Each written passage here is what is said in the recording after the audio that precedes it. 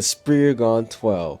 Now we know that the Spriggan 12, they look like they are the strongest villains that Fairy Tail has ever faced, and to be honest, these are my favorite group of villains because they just been so amazing. I mean, each and every one of them, they push Fairy Tail to the limit, and all their fights have been amazing. And this arc is literally my favorite arc of the series because I love all their personalities. I just love everything about them. So let's go ahead and get into the video. Now for starters, we first got introduced to Agio, and this was crazy because after the time skip, he was completely fodderizing Natsu and the whole gang. I mean, granted, Natsu and the whole gang, they weren't going all out. I mean, Natsu, he didn't use Blaze Dragon King mode, but from what we saw, he was actually giving them a run for their money, and it was just crazy because he was pushing back all of the starters. And even though he was the first to get taken out, he still was amazing, and the only person that could really compete with him at the time was Laxus. And I actually do like the fact that he got taken out due to teamwork. So if you think about it, he didn't really get taken out by himself. I mean, hell, Urza, one of the strongest people had to team up in order to take him out. That just shows how strong he was, and I really did enjoy him while he was there.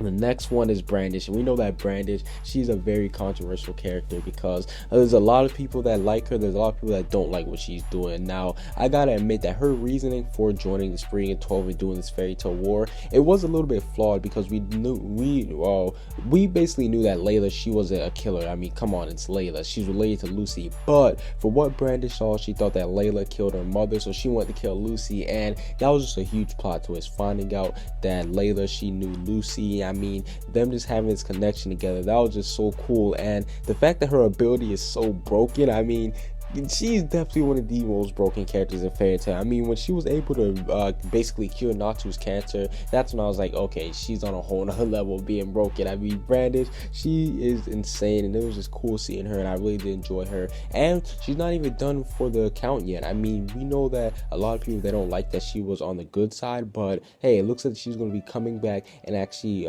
fighting for the Alvarez Empire again. The next person is Demaria, and she's similar to Brandish. We know they have a really close relationship with each other. We know that Demaria, she kind of sees Brandish as her rival. They both see each other as rivals, and I'm not gonna lie, I actually do like her a little bit more just because I was able to predict her ability back my old channel. But that's not the point. The point is that Demaria, she was amazing. Her ability, again, another broken thing. I mean, being able to control time. It was actually cool seeing a god again because we haven't really seen gods in the series for a while. So when we actually did get revealed to her, I liked it, and the way how she was defeated, it was cool because it actually caused another person to never use magic again. So Demaria, she was amazing. Now another character that was very controversial was Wall Itch. Now I can remember this chapter like it was yesterday, man. Everybody got trolled. We all thought that Wall Itch was defeated by Ichiya, and everybody was just ready to go crazy. Hell, even I was. I remember I was saying, you know what, I'm not feeling this. I mean, this would have been one of the, like, everybody would remember this moment. If Ichigo would have defeated Spriggan 12, everybody would have been going crazy. But to find out that 1 week later that Wall Itch actually had a real form, man, that was crazy. He looked the hype, he looked way better, and on top of that, his fight with Laxus was just incredible because we got to see Laxus go all out, and again, he was beaten in another situational standard. So we know that it feels like a full-on, just a no-hold bars with no interruptions. He would have possibly beaten Laxus too, so that's crazy to think about.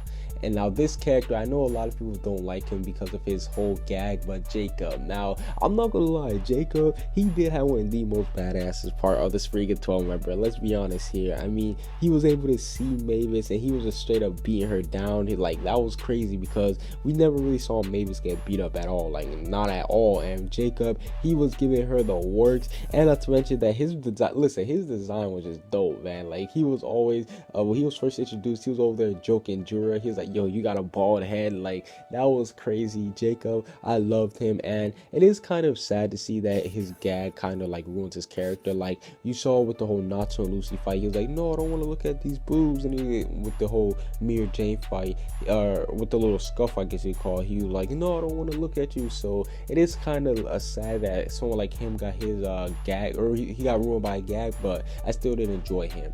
Next one is Nineheart, and Nineheart, he's kind of debatable for me, to be honest, because On one hand, I do like his personality. I do like his secret. We know that he has some type of connection with Irene, but there's just something about him that when he was first introduced, it was cool. But I don't necessarily see him as like physically strong, so I don't really know about that. But his ability, it did lead to one of the greatest moments for Jalal. Him coming up here getting super pissed, him just going crazy after seeing Urza injured, and he was like, you know what, I gotta commit one more sin. And then he was actually going to kill him, but we know that he didn't. So I do, Nightheart, he's kind of like to me, but I can't wait to actually see what he really is. Like, we know that he might be an enchantment, or we know that he might be a servant to Urza / Irene's family. So we still have more of him to go, and I can't wait.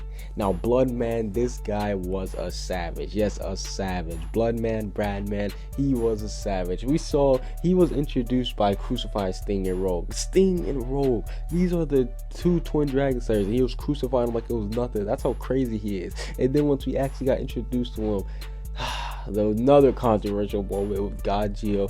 We all thought that he killed God Geo and took him to the underworld with him, but we soon found out that he didn't really do that. Well, he did do it, but God Geo later got revived. But Bradman, yo, that was crazy because his ability was dope, man. Being able to use all the demons from Tartaros thing, it was kind of nostalgic because prior to this arc, Tartaros was my favorite arc. So to see somebody use those guys' ability again, it was amazing. Now, by far, this guy is definitely one of my favorite Spriggans. Top 3, if not my favorite, to be honest, and it's God Serena. I know God Serena gets shitted on a lot. He didn't really get his justice due. Let's be honest. He's the strongest wizard in Fior, and yet he got fodderized sometimes. Like, okay, we can admit that he wasn't one. It was dope seeing him take out the 4 Wizard Saints, because the 4 Wizard Saints, those guys, they were getting hyped up, and when you have someone like God Serena just just running through the mall, I was like, yeah, this guy might just be a monster. And then once we found out that he got to an encounter with Acnologia,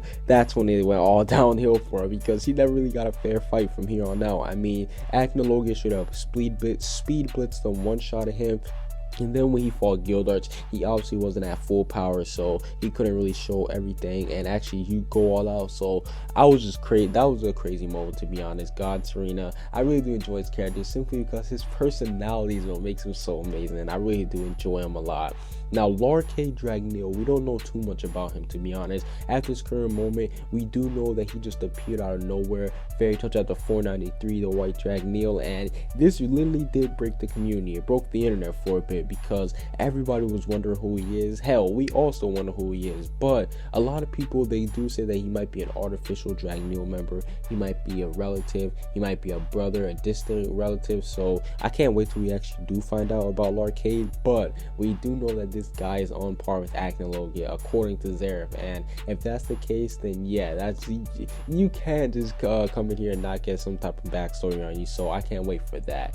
Now, the next guy is Invel, and Invel, we know that he was getting his shine. He got his shine in this recent chapter, let's be honest. I mean, he was able to freeze Gray, that's crazy, or make Gray shiver. He was able to make Gray shiver. That was crazy. And the whole thing about him awakening Gray's darkness, man, this led to one of these saddest moments. He's actually responsible for killing Juvia, if you think about it, because Juvia, she committed suicide over him. But another thing about Invel is that we know that he's like, he doesn't BS around you, let's be honest, because when he saw Mavis, he was like, you know what, fuck this, I will put her in the chain so she doesn't cause anything. He like, Zareth was even like, dude, relax. But Invel, I actually like his character because he has a mysterious thing about him, and he's very loyal to Zareth. So I can't wait to see him versus Gray go down.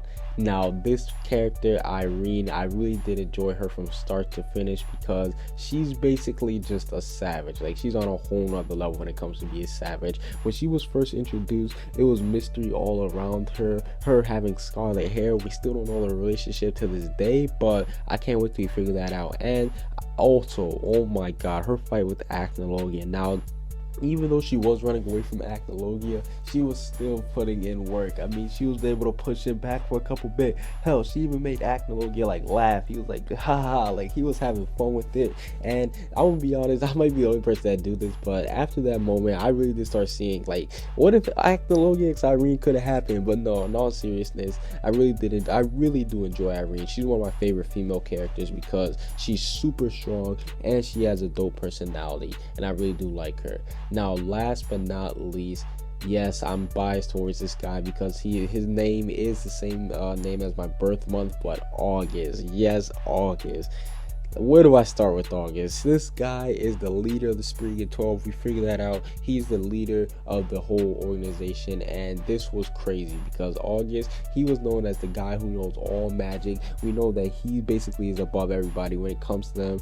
Some say that he's on par with Irene, but me personally, I think that he's above Irene because just the way that he talked to her and everything. But we saw the ruthlessness when he first tried when Fairy Tail first tried to ambush him. Well, really, Mess tried to ambush him, but he actually went full on out and he let off this huge nuke bomb. I was like, melt. Yo, that was dope. That's the only thing he said. He just said melt, and then he just set off a huge bomb. And we know that August, in his, I guess you could say his one magic or his transformation form, he was going crazy. He was going ham, and I honestly can't wait to see until we get to see more August. I mean, I can't wait to see his backstory possibly, and just why he's so loyal to Zan.